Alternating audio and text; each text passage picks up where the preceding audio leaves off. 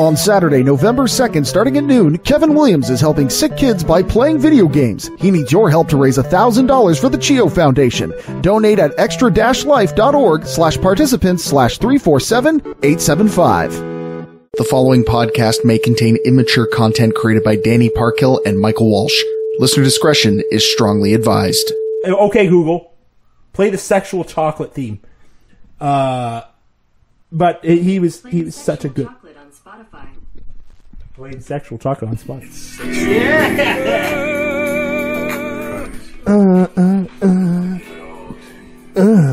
Get right on.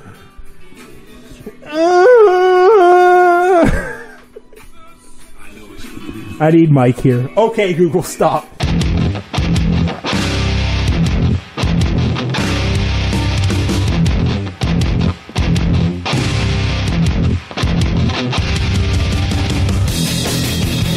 Jackie Bradley Jr. doubles. JD Martinez scores. Christian Vasquez scores. Michael Chavez singles. Brad Ramsey scores. Who's pitching? Viglio? Oh, God. Christian Vasquez homers. Rose Gurriel scores 6-1. Boston in the top of the 7th. My team is crap, man. Notice how I didn't say the S word because I really don't have time to edit this week's episode. So I'm going to keep it as clean as humanly possible for the first half hour at the very least. And you're actually going to hear me, like if I do say the F word or whatever, I'm going to mark it so I can censor it like immediately. I might even like stop talking for a minute. Like you guys are going to be part of a social experiment here because I don't quite know how I'm going to do this. So you might notice I do not have my trusty colleague Michael Walsh on the other side of the horn here today.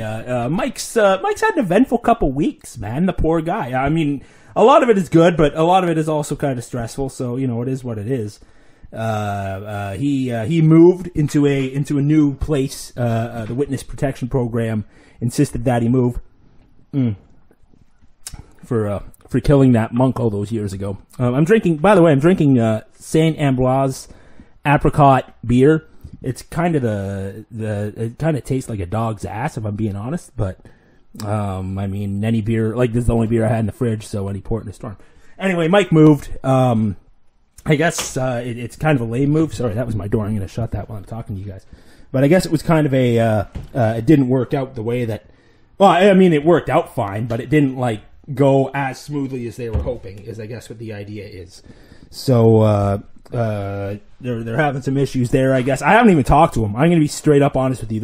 I pulled that directly out of my ass because I barely spoke to him. That's not a bad thing. I want to be clear here. I'm putting my foot in my mouth already. I'm 2 minutes in. But you know, I know he's had a trying time between that and work and people ditching him and all that kind of thing. So, and you know, being a parent and a human being, so I sympathize. I sympathize with being a parent because I shipped my my kids and my wife off to go get ice cream so I could do this podcast this evening because it was the only time it was available to me. I've been working all week as well. Long story short, Mike and I had planned to get together right now and record this, but it didn't end up happening. So my name is not Michael Walsh. My name is Daniel Parkhill, and you, my friend, are listening to The Lasting Mark. I appreciate you guys tuning in, man. It's going to be one of those solo episodes again. We're going to have a good conversation, though. We're going to talk some wrestling news and, you know, kind of what's on the horizon, all that kind of thing. I know Mike eventually and I will talk about what's happening as I speak, actually, which is Tournament of Death, CZW's Tournament of Death. I'm going to be watching that in a short bit, and Mike and I hopefully will get on that next week, and we can talk about that. I'm going to speak to Mike about that as well, but we're going to talk about a whole bunch of cool stuff. But first, I want to apologize for not being around last week. I left you guys in the ever so tender and loving hands of Valerie Bishop and Adam Contant. Special thanks to Val, especially for stepping up and delivering that. Adam Contant for you see what I did there with the pod? For screw that guy because this is his network, so he's legally on the hook for covering me if I need help. This is really hard not to swear. I am quickly realizing how terrible I am at not doing a podcast where I can't swear. Like, I want to leave less work for myself is the problem. But there it is. But anyway, grab yourself a beer. Again, I got this lame apricot. St. Ambrose. St. Ambrose is good, but the apricot's not great. Excuse me 1 second. Again, any port in a storm. And let's talk some wrestling, guys. Let's got some mood music going on. Hey, Google, play Girls in Cars. Did that seriously not work? Hey, Google. Hey, Google. Oh, shit, I unplugged it. That's why. Hold on, wait. I unplugged it. That's why. Wait for it. Wait. You guys are going to be so impressed. There we are. Hey, Google. Play Girls in Cars. Okay, now it's got to boot up. So I unplugged it to plug my laptop in so I could do this. Give it a second. I'm going to get it to play Girls in Cars while we talk a little Chinlock Wrestling. And Chinlock Wrestling had the guy who wrote that song, actually. I believe Jimmy Hart had a hand in writing that song. So let's start with... oh, you see? That's beautiful. That's Google Home starting up. I don't trust these things. I think they're going to enslave the entire earth, but that's another story for another time. Hey, Google, play Girls in Cars. There we are. Let's see if it actually does it. Girls in Cars by Jimmy Cliff. Here Jimmy it is Cliff? on Spotify. Jimmy Cliff. Rick Springfield. Not Rick Springfield.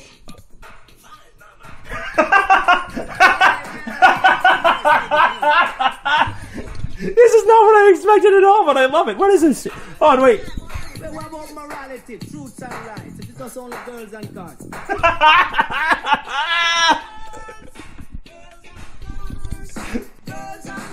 Yeah, yeah.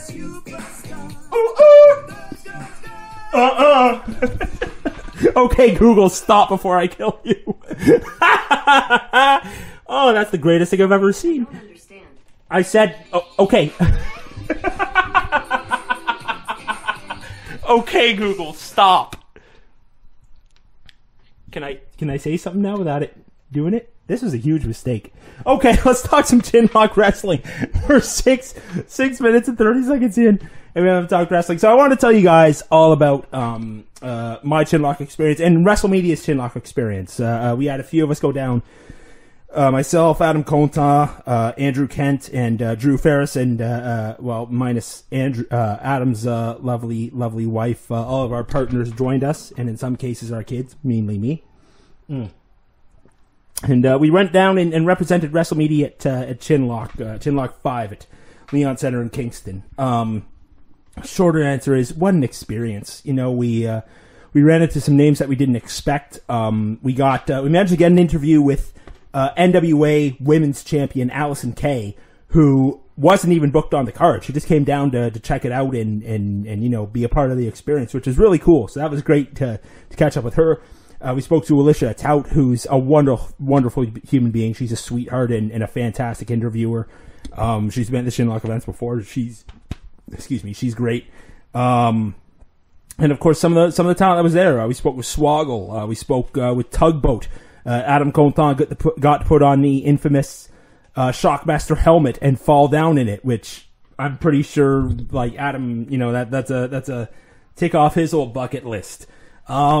Me personally, I'll be honest with you, I didn't go up to, with the exception of, well, I'll get to that part, but with the exception of one person, I didn't go shake any hands or anything. I did speak to Tommy Dreamer, obviously, because he was running the show, and I got a couple bumpers from him. But I mean, I didn't go up, I don't know, I didn't want to bother anybody, you know. I get that the whole point of them being there is to be bothered, essentially, but, you know, I don't know, I didn't do it, except for one person, and I'll get to that very, very shortly. The Legends Convention itself went fantastic. There was one last-minute dropout, unfortunately. Arn Anderson was unable to attend. I guess he's recently had back surgery, and he was unable to fly and make it up to Chinlock 5, which is a shame, but hopefully, you know, we'll see him next time or something along those lines. And he was replaced with Lex Luger, which I thought was a huge get. You know, not that Arn Anderson isn't, but I don't know, to be honest. And I think I've had this conversation before where I haven't heard from Lex Luger in a long time. I think we've talked about it, me and Mike, on this show before, where I had no idea what Lex Luger was up to. I hadn't seen him. So I'm glad that, I'm glad that he showed up, and, you know, it was great for our fans to get a chance to meet him. What else? Tugboat by all means was a great guy and a pure gentleman, which is fantastic. The lines for Bret Hart were absolutely absurd. I did a quick clip on our Facebook page the day of the event where I showed everybody the line for Bret Hart, and it kind of went, you see, I'm going to try to describe it to you guys who weren't there. We had the ring set up, so the lines were like across the arena, and then in the middle we had the ring set up, and the line for Bret Hart went down like around the ring and then through the other side of the arena. It was absolutely huge, and like in front of some of the vendor booths. So it was absolutely huge and a huge success. I think just for the convention alone, I think it's fair to say there was a solid 1,000 people that showed up. I don't have exact numbers, but I think that's fair to say. Huge success on the convention side. As for the show itself, so I'll start off with, since Satchel Ass and Val called me out last week, I got to tell the story. So they hinted last week about, you know, me tearing the house down, or somebody tearing the house down. They didn't use my name, but, you know, at the same time, like, oh, we'll have to get him on the show. Yeah, we'll have to get him to tell the story. So, I mean, obviously it was me. If you didn't think it was me, then what are you doing? Like, you know, it's my bloody show, except for Mike, but he sucks, so whatever. So I got to preface this story with why it happened. Okay, so I had known about my spot at this show since about, I think it was late February, early March. Justin Cousineau reached out to me, one of the promoters for Chinlock Wrestling. He reached out to me, and he told me this idea of what he wanted to do with me. And the idea is that I was going to enter the Rumble, and we were going to basically do the Santino spot, right? Where it looks like I'm going to, you know, eliminate one of the top heels, one of the favorites in the match, and at the last second he's going to turn around and eliminate me. And there's going to be a big thing where it's like, oh, Danny Franchise is going to eliminate him. He's, you know, like, get a big pop for me, that kind of thing, right? And I love the idea, and I'm like, okay, that's great. And for the past, like, I'm one of those people where, to a fault, I think about pro wrestling. I think about my role in pro wrestling, and I really don't, like, I'm not a big name. I will never be a big name. Probably 95% of indie fans in Ontario either don't know who I am or don't care, right? And that's totally 100% fair. But, you know, the conversation that I had with Justin about this is like, okay, so we're going to do this, and hopefully you get a double pop out of it, right? Hopefully you get a pop when you get in the ring and you hit all your big spots on the big heel, who turned out to be Ray Saint-Jean, who, if for whatever reason any promoters are listening to this and you haven't booked him, for the love of God, book this guy, because he's a fantastic talent.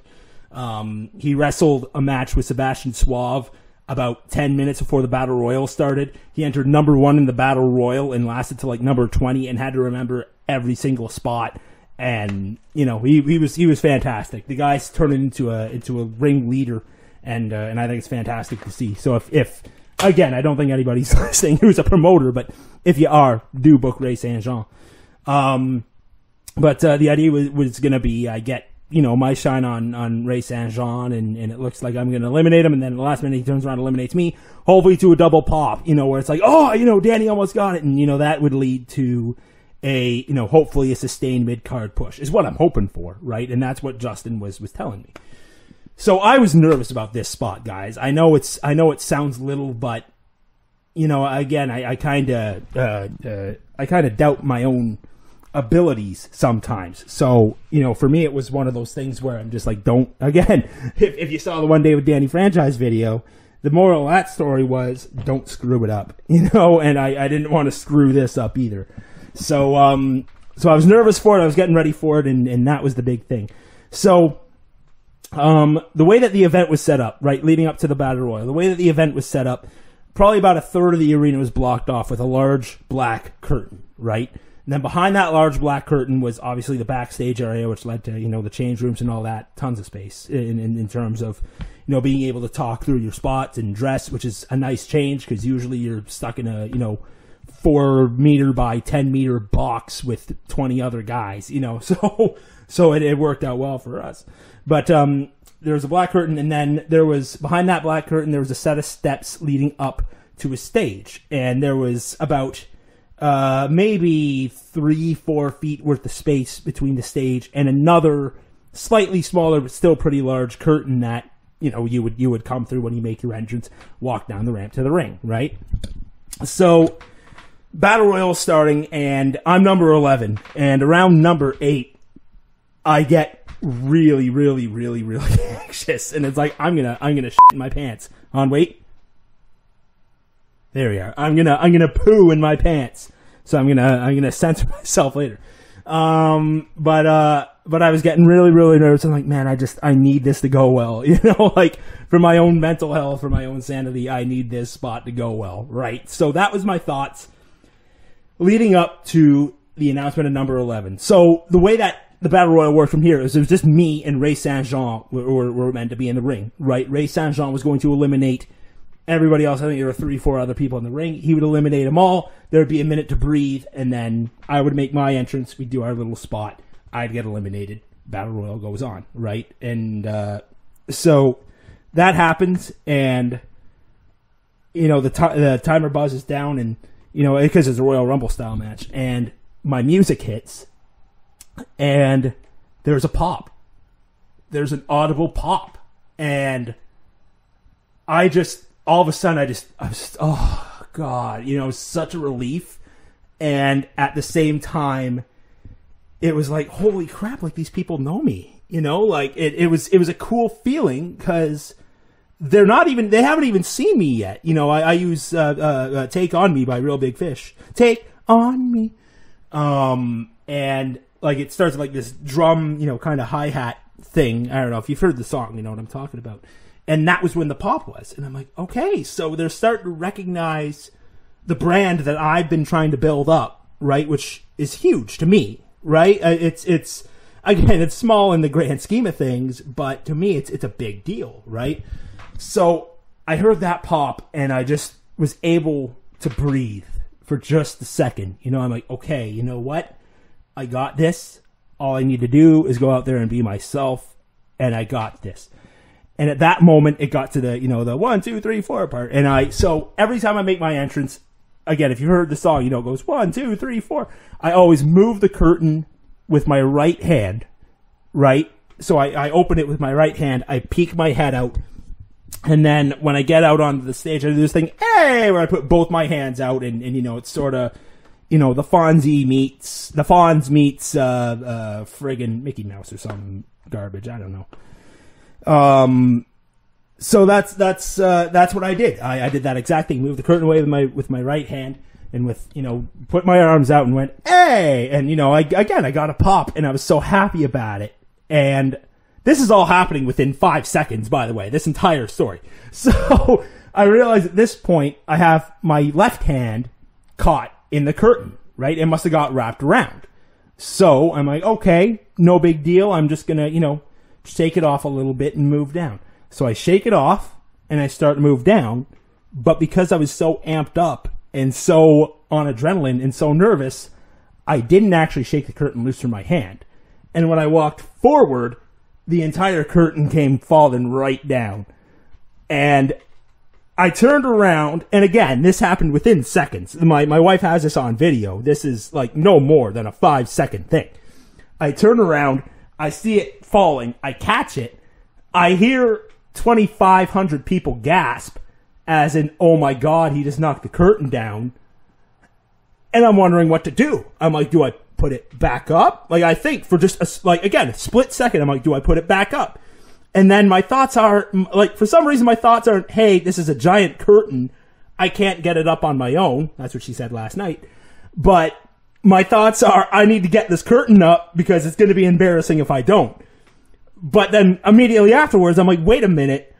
I'm Danny Franchise. I can't put this curtain back up. I need to go in the ring. I have 45 seconds to get this spot over with and get eliminated so the match can go on. So I'm like, okay, well, I just gotta let it drop. I have no choice. So I let it drop, and you can see on the video, I kind of just shrugged like, well, shoot, nothing I can do about it. Hey, I'm slapping hands with everybody and all that. And I mean, the rest of the spot went fine. Swig of beer for the working man. Hold on. The rest of the spot went fine.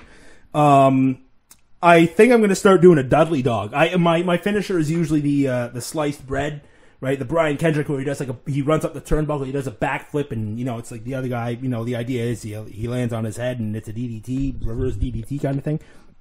I tried to do that, but I used to do that as my finisher when I was 20 pounds lighter and slightly more in shape than I am. So. So it didn't quite work, and there's miscommunication between myself and Ray, and I take responsibility on that. But I kind of turned it into like a Dudley dog, like a RKO kind of thing. So I mean, it worked out fine. I don't think anybody really noticed except for me and the two people that know that's my finish. But yeah, it went fine, and I got eliminated, and I mean, it got a good reaction. I was happy with it. The fans, like everything I do, and I think I speak for 99% of workers. Everything that I do for reaction from the fans, right? And as soon as I got eliminated, I did again because we wanted to play it up like Santino. So I did the Santino thing where it's like, I wasn't ready. Let me back in. I wasn't ready. Played it up like that. And everyone's like, no, Danny, it's okay. You're going to get another chance. I had like little kids being like, no, Danny, it's okay. You'll be good. Get them next time. That kind of thing, and slapping hands and all that. And I'm like, no, I wasn't ready. They're like, it's okay. And I was able to get people to get interested in me despite that massive screw up. Well, I mean, again, maybe I'm being too hard on the massive part, but I mean, nonetheless, a botch. And I was able to get people back on my side. I was really happy about that. So I walked through the now fixed curtain, which my wife told me after the fact, like seven people in black clothing fixed that curtain. I don't know why she was very specific about the black clothing, but 7 people had to put that curtain back up. That's how badly I botched this, right? So I walked through, it's fixed at this point, so I walked through both the curtains, and the first person I see as I'm walking down the steps is Jan Murphy, the promoter, and I go up to him and I go, dude, I'm so sorry. And he's like, first of all, he said, oh, you're fired, like jokingly, of course, because that's just the way Jan is. But later on, he's like, you're going to have to work that into your gimmick now, right? Like, people are going to have to, like, tuck the curtain into your tights, or, like, you're going to have to, like, just find different ways to screw yourself up with this curtain. So, I mean, it went, I mean, it was a great time. Again, I really enjoyed my spot there, and touch wood, I'll be part of future Chinlock shows moving forward, including, Saturday, August the 14th, I think. Let me triple check that before I go. August the 17th. Sorry, that's incorrect. August the 17th, not August the 14th. Napanee, Ontario, at the Chinlock Wrestling School. You can find all the event info on Facebook. Chinlock Wrestling hosts its next show called Fallout. The winner of that battle royal that I was in was none other than the man himself, Jan Murphy. So he will be in a street fight for the Cale Murphy Memorial Championship against the man who won the title at Chinlock 5, CJ Felony. So they'll be competing for that belt at Fallout. More matches to be announced, and again, hopefully, touch wood. That's my head. That was my skull. Hopefully, we see me in a Chinlock ring again. As far as the rest of the show, I mean, it went great. Again, I mentioned I gained a lot of respect for 2 people in particular. Not that I didn't have respect for these guys before, because I did, but it really showed me the good side of the wrestling business. And the first person who did that was Mark Henry. He was the exception to the rule. I did go up and shake his hand and have a brief conversation with him and talk about all that. He was obviously at the Chinlock, the convention, signed autographs, made sure to take time for absolutely everybody who was in his line, and really made the time to say hello and then make sure everybody had a good time, right? Which is number one. That's huge, right? Not everybody does that. My understanding is he wasn't necessarily obligated to attend the show itself. He was just signed for the convention, and then from there he was free. He could go home, he could go back to Toronto and wait for the flight and stay in a hotel there. He could stay at the hotel in Kingston, whatever he wanted to do, but he didn't do that. He did show up to the show. And he was used briefly on the show. He was used to introduce the Cale Murphy Memorial Championship. And what was really cool was he made time, and he sat behind the curtain, and he had a chair behind the curtain, and he watched the show, and he watched everybody's matches, and he gave feedback on what he saw. At the end of the night, he got everybody, after the show was over, everybody stood in, kind of a big circle and listened to Mark Henry talk about, the nuances of the business. And you could tell by looking at everybody, myself included, we all learned so much from that guy. Just a fantastic wrestling mind. And he's, again, and Mike and I talked about this, Mark Henry's never someone who I would have considered, and I mean this in the most respectful way possible, I never would have considered him to be a great wrestling mind in terms of being in terms of exactly how to work and to get yourself completely over. But everything he said was 110% on the money when you thought about it. It was stuff that you would never think about as a worker. But, one of his big points, I don't want to go too far into detail with it because, I think it's important to, not, pass that along. But one of his big points was like, why is everybody out there killing yourselves when you don't have a gimmick? That was the big thing. Be your character first and then figure the rest out, and that was huge because it's like, what? Bottom line is, he's right. You never think, I was even in that small Royal Rumble spot, I'm thinking, okay, here's the move I'm going to do, and here's how I'm going to get eliminated, and here's exactly what I'm going to say, and getting all, intricate, when really it was just like, what? Just be your gimmick, be your character, and if you don't have one, figure one out. That's different, and I felt that was huge. So all of that happened. I wasn't able to attend the after party, unfortunately, but he did show up at the after party, and I don't know what happened there, but I mean, he really did give his time. So that's all fine and good. He wakes up Sunday morning. He presumably gets driven to the airport in Toronto, gets on a flight back home to his hometown of Austin, Texas, and immediately goes to work and starts giving haircuts to the homeless, according to TMZ. So I'm reading this article on Sunday afternoon, and I'm like, how in the hell did he do this? This is 3 o'clock in the afternoon I'm reading this article. It's 12 hours ago, he was in Kingston. How did this happen? And then, it's like, okay, so piece of getting together. He must have flown home early in the morning. He must have woken up dead ass early in the morning. After an after party, they didn't even leave the venue until 11:30, midnight.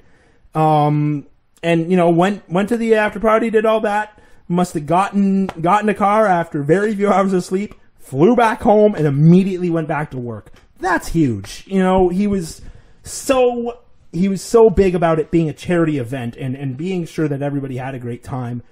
And again, just the fact that I've slept on this guy. Honestly, I've not slept with. That'd be something fierce. Play the sexual... okay, Google. Play the sexual chocolate theme. But he was such a good... Chocolate on Spotify. Played sexual chocolate on Spotify.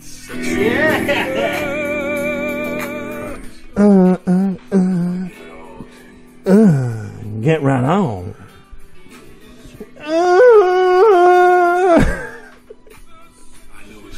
I need Mike here. Okay, Google, stop. But no, I never actually considered that he was as brilliant of a wrestling mind as he was, and as tremendously nice as he was. I can't say enough good stuff about the guy. So thanks to Mark Henry for coming down. The other guy was a guy by the name of Pepper Parks. If you're not recognizing that name, you should, because first of all, he's a big name on the indies these days. He worked Impact as Braxton Sutter, involved in a few storylines with Rosemary. Rosemary?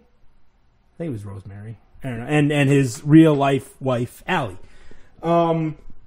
Pepper Parks was not booked for this event. Pepper Parks, as of noon on Saturday, the day of the show, was sitting at his home in Toronto and planning the rest of his day with his family.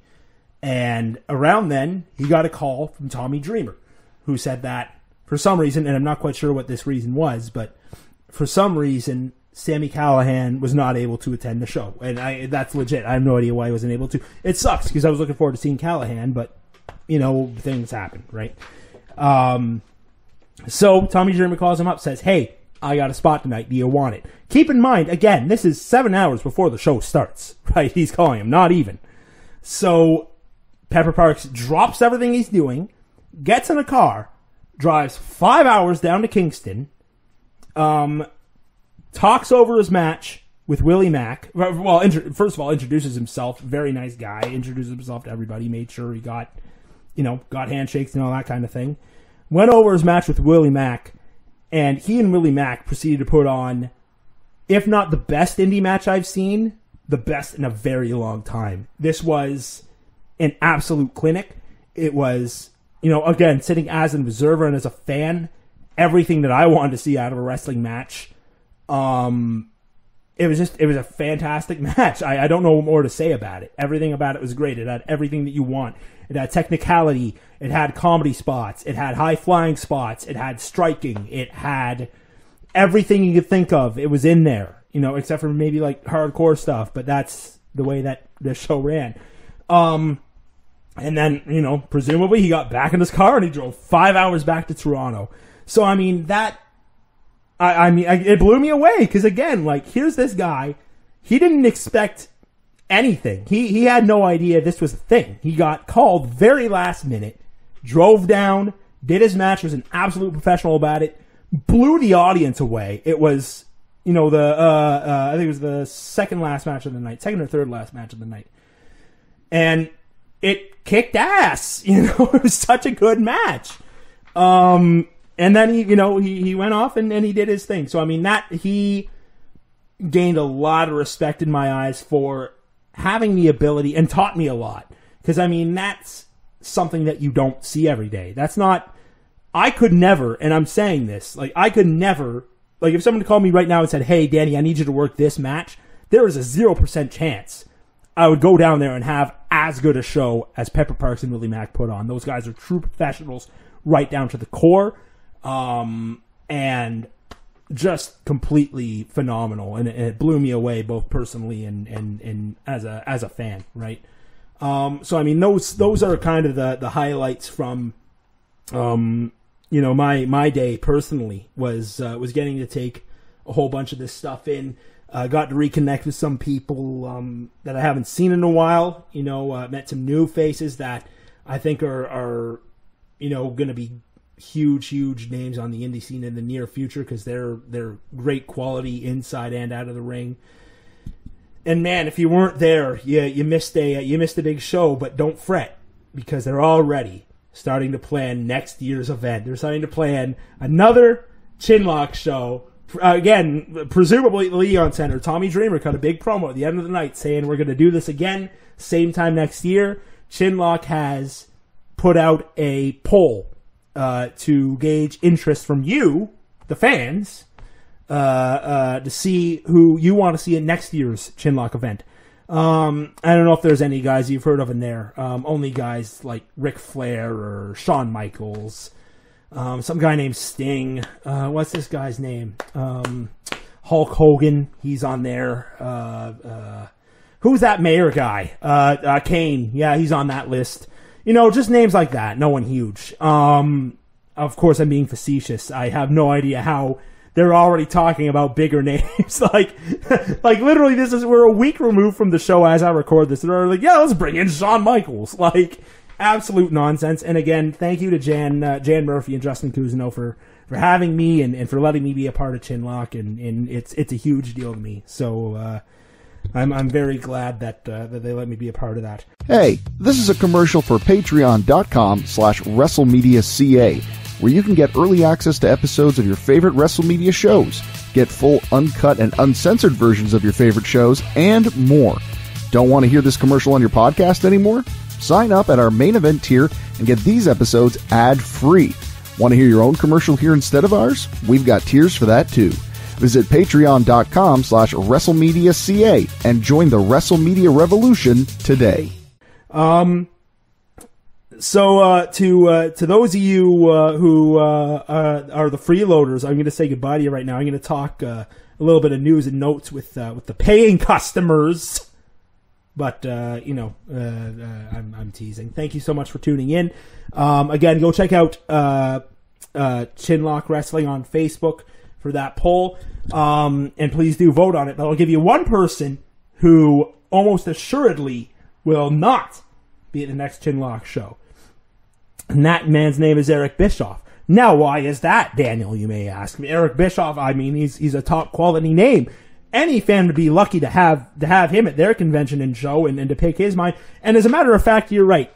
The reason Eric Bischoff would not be booked on this Chinlock show, he's got the beer burps, and at this point, really, I shouldn't even say that, because who the f*** knows what these guys are? Bleep. Who knows exactly what Chinlock has got up their sleeves. But the reason he probably wouldn't be at this show is because you could see Eric Bischoff on his very own tour. 30 cities in 30 days. The Eric Bischoff tour, 83 weeks tour. Never before told stories from Eric Bischoff's career and Eric Bischoff's life. This is a huge event put on by A1 Entertainment. Now, all the dates with all the cities are coming out very soon, but I can give you guys a bit of a spoiler alert.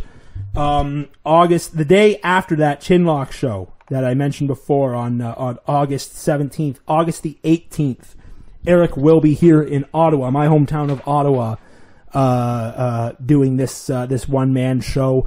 But he is going literally all over Ontario, places not including but not limited to Toronto, Smiths Falls, Kingston, of course. He's going to Oshawa. He's going up to Thunder Bay. Sarnia, I believe he's going to. There's a full list coming out soon with full amount of dates. Cornwall. He's showing up in Cornwall as well. But this is a huge event and not to be missed. So, I mean, keep your eyes open for that. Follow A1 Entertainment. That's EH1 Entertainment on Facebook for more information on that, or follow Chinlock Wrestling if you haven't already. They'll be tweeting, Facebooking all about it as well.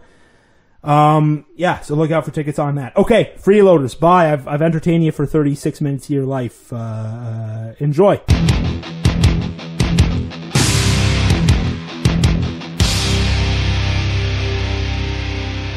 This has been a presentation of WrestleMedia, where everything is wrestling and wrestling is everything. Here's what you're missing out on right now over at patreon.com/WrestleMedia.ca. They just did this match 2 weeks ago, right at the Saudi Arabia show. Again, you see, now I'm going to contradict myself. I haven't actually seen that match. I heard it was but I'm not exactly surprised at that. We'll put it that way. So maybe I should be saying if I haven't seen it. Whatever. Call me a hypocrite. Want more? Sign up now at patreon.com/WrestleMedia.ca.